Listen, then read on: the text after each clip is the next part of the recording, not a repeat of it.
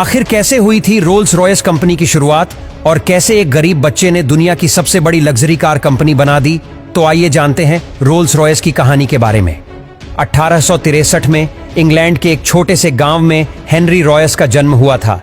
जब रॉयस केवल 4 साल के थे तभी उनके फादर का बिजनेस बर्बाद हो गया और पूरी फैमिली सड़क पे आ गई।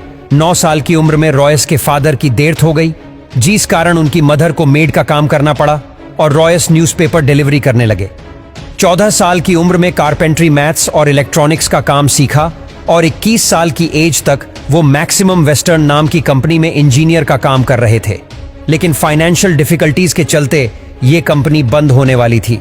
तभी हेनरी ने अपनी खुद की इलेक्ट्रिकल इंजीनियरिंग कंपनी खोलने का फैसला लिया और FH रॉयस एंड कंपनी की शुरुआत की। उन्होंने आर्क लैम्प्स, बल्ब होल्डर्स और इलेक्ट्रॉनिक डोर बेल की मैन्युफैक्चरिंग का काम चालू कर दिया। सन 1900 तक कंपनी की सेल्स 20,000 पाउंड क्रॉस कर गई थी और वो एक बड़ी फैक्ट्री बिल्ड करने का प्लान कर रहे थे। सब कुछ अच्छा चल रहा था। तभी 1901 में जर्मन और अमेरिकन कंपनीज ने ब्रिटिश इलेक्ट्रॉनिक्स ने मार्केट में एंट्री ले ली। कंपटीशन एकदम से बढ़ गया और इलेक्ट्रॉनिक इक्विपमेंट के प्राइसेस काफी गिर गए।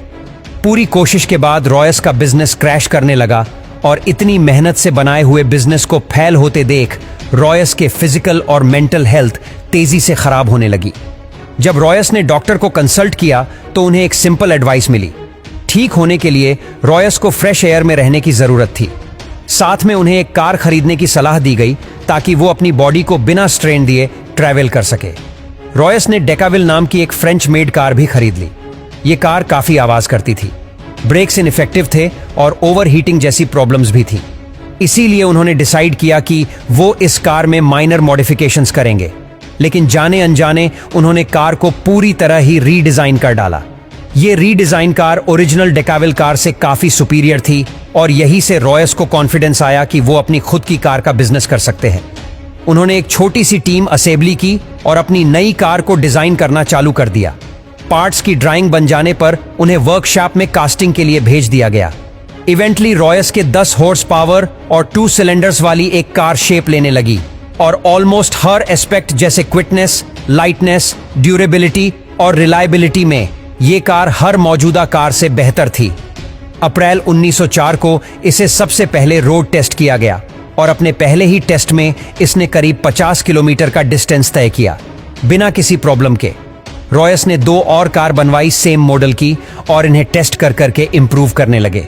मार्च 1906 में रॉयस और चार्ल्स रोल्स के साथ पार्टनरशिप की और इस कार का नाम था रोल्स रॉयस और सबसे पहले 4 रोल्स रॉयस 10, 15, 20 और 30 हॉर्स पावर वाली मॉडल्स बनाई और रोल्स ने आइल ऑफ मैन टूरिस्ट ट्रॉफी जैसे प्रेस्टिजियस टूर्नामेंट में पार्टिसिपेट किया और रेस को जीता भी। साथ ही साथ इन कार से कई नए स्पीड रिकॉर्ड्स भी बनाए। 1906 के एंड में रॉयस ने 40 और 50 हॉर्स पावर और 6 सिलेंडर्स के साथ एक मॉडल लॉन्च किया और इसका नाम सिल्वर घोस्ट रखा और ये उस समय के किंग, क्वींस और इंडस्ट्री लीडर्स की फर्स्ट चॉइस बन गई। तभी एक भयानक हादसा हो गया। 1910 में एक प्लेन क्रैश में 32 साल के चार्ल्स रोल्स ने अपनी जान गंवा दी। तभी रॉयस को और एक झटका लगा। 1911 में रॉयस की हेल्थ तेजी से खराब होने लगी और डॉक्टर्स ने बताया कि उन्हें बाउल कैंसर है। उनका एक मेजर ऑपरेशन हुआ लेकिन डॉक्टर्स ने कहा कि वो केवल 3 महीने ही जी पाएंगे, पर रॉयस इन 3 महीने में 100% रिकवरी अचीव कर ली। इसी दौरान रोल्स रॉयस ने देखा कि कार के बोनेट पे पर्सनैलिटी मैस्कोट्स लगाने का एक ट्रेंड चला है। इसीलिए उन्होंने खुद का मैस्कोट्स डिजाइन करवाया।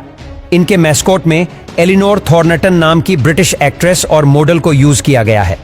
1913 तक उनका प्रॉफिट 90,000 पाउंड से भी ज्यादा हो चुका था, लेकिन 1914 में वर्ल्ड वॉर 1 के कारण इकोनॉमी क्रैश हो गई, जिसका इम्पैक्ट सबसे ज्यादा रोल्स रॉयस जैसी लग्जरी कार कंपनीज पर पड़ा और सेल्स क्रैश कर गई और कंपनी को एम्प्लॉयज को फायर करना पड़ा। तभी वॉर में मिलिट्री अथॉरिटी को रिलायबल और हाई परफॉर्मेंस वाली गाड़ियों की सख्त जरूरत है, तो रॉयस ने सिल्वर घोस्ट को मॉडिफाई करके एक आर्मर्ड कार में बदल दिया। इस कार की बॉडी में 8 मिलीमीटर मोटा आर्मर लगाया गया और एक रिवॉल्विंग टैरेट में एक मशीन गन फिट की गई। 1915 में रोल्स रॉयस ने एरो इंजन मैन्युफैक्चरिंग में एंट्री ले ली और अपना पहला इंजन दी ईगल लॉन्च किया और उसके बाद अलग अलग एयरक्राफ्ट इंजन बनाया। अगले 15 साल रॉयस ने कार और एरो इंजन दोनों पे फोकस किया और 22 अप्रैल 1933 को 70 साल के सर हेनरी रॉयस ने अपनी आखिरी सांसें ली। तो दोस्तों, ये थी रोल्स रॉयस की सक्सेस कहानी।